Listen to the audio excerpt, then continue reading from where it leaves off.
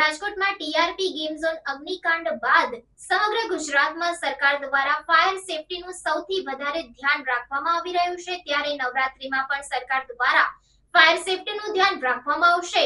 અમદાવાદમાં police commissioner દ્વારા બહાર પાડેલી ગાઈડલાઈન અનુસાર આયોજકો ફાયર એનઓસી લેવી ફરજિયાત।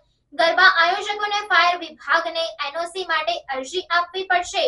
ફાયર વિભાગ દ્વારા ચેકિંગ કરીને એનઓસી આપવામાં આવશે। જે અંગે વધુ માહિતી આપતા ચીફ ફાયર ઓફિસર જયેશ ખાટિયાએ શું જણાવ્યું, આવો સાંભળીએ। તહેવાર ગુજરાતમાં ખાસ કરીને નવરાત્રિ બહુ હર્ષો ઉલ્લાસથી આપણે ઉજવણી કરતા હોઈએ છીએ। એના માટે જે પોલીસે ગાઈડલાઈન બહાર પાડેલી છે એમાં એવું કહેવામાં આવેલું છે કે ભાઈ ફાયરની એનઓસી હશે તો જ એમને મંજૂરી આપવામાં આવશે। એ બાબતે આપણે જેટલા આયોજકો છે એ બધા આયોજકોને જાણ થતાં અહીંયા અત્યારે એપ્લિકેશન કરે છે। લગભગ 17 જેટલી એપ્લિકેશનો અત્યારે આવી ગઈ છે। એનું આપણે ઇન્સ્પેક્શન કરી અને સ્થળ તપાસ કર્યા બાદ એમને એનઓસી આપવાની કાર્યવાહી કરવાની છે। સર, હજુ કેટલી એપ્લિકેશન આવી શકે તેવી શક્યતા છે? કારણ કે અલગ અલગ પાર્ટી પ્લોટોમાં પણ આ પ્રકારનું આયોજન થતું હોય છે।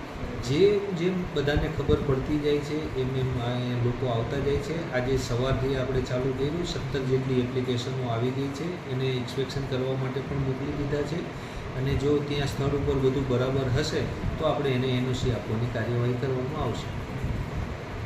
खबरों के लिए चैनल को सब्सक्राइब कीजिए। खबरों का नोटिफिकेशन पाने के लिए बेल आइकॉन को जरूर दबाएं।